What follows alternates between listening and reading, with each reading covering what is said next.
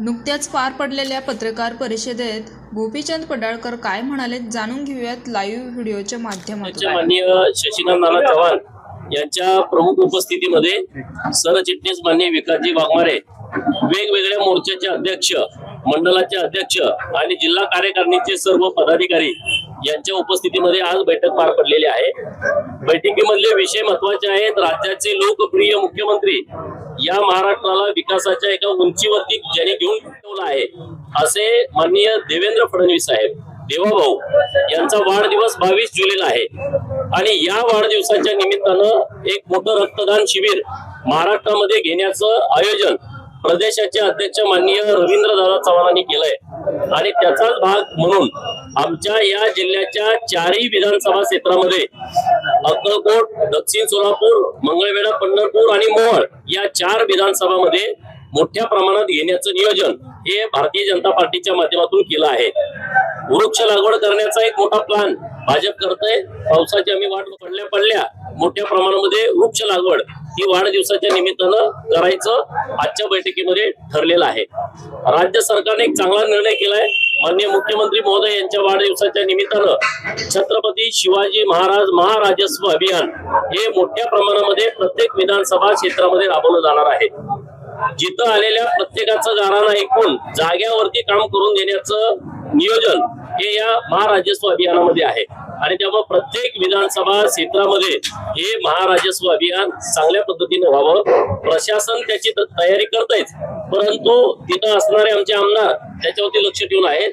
जिथं आमचे आमदार नाहीत एका विधानसभा मतदारसंघामध्ये तिथं आमचे जिल्हाध्यक्ष आणि आमचे पदाधिकारी हे या महाराजस्व अभियानाच्या संदर्भामध्ये आढावा घेतील। तिथं काय प्रशासनाला मदत लागली तर मी करतील। राष्ट्रवादी शरद पवार गट हा एनडीए मध्ये सामील होईल अशा पद्धतीच्या चर्चांना उधाण येत आहे आणि जयंत पाटील हे महत्वाच्या मंत्रिपदावर विराजमान होतील तर चर्चा सुरू। याच्या संदर्भामधली काही माहिती आहे ते तुमच्या मीडियाच्या माध्यमातूनच आम्ही ऐकतोय, त्यामुळं ते एनडीएत येणार न येणार काय होणार हे आमचे वरिष्ठ ठरवतील।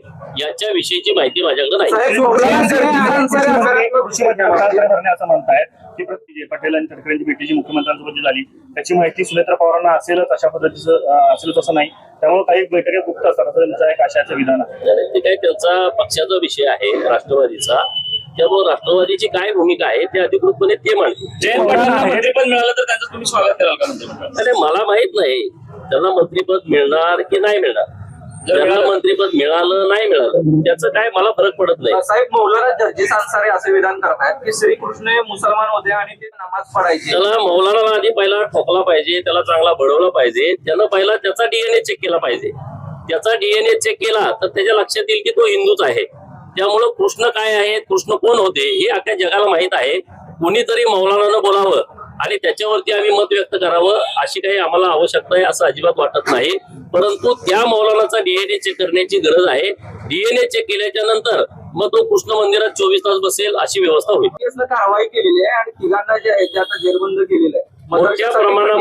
मोठ्या प्रमाणामध्ये एटीएसच्या माध्यमातून मला वाटतं 100 तरुणांची तपासणी मागच्या 5-6 दिवसापूर्वी केलेली आहे। तर एटीएसच्या अशी जी लोक करतायत देशाच्या विरोधामध्ये, राष्ट्राच्या विरोधामध्ये जी भूमिका अशी लोक घेत आहेत त्या अशा लोकांना ठोकून काढणं ही सरकारची प्राथमिकता आहे आणि त्यातला तो एक भाग आहे। शिवसेना ठाकरे गट रामरक्षा आंदोलन करते, त्या आंदोलनामध्ये मुख्यमंत्र्यांनी सहभागी व्हावं, संघाच्या कार्यकर्त्यांनी सहभागी व्हावं असं संजय राऊतांनी पत्र लिहिलं। अरे संजय राऊतांना एवढी अक्कल पाहिजे ज्यांनी प्रभू रामचंद्राच्या अस्तित्वावरतीच प्रश्न उपस्थित केला।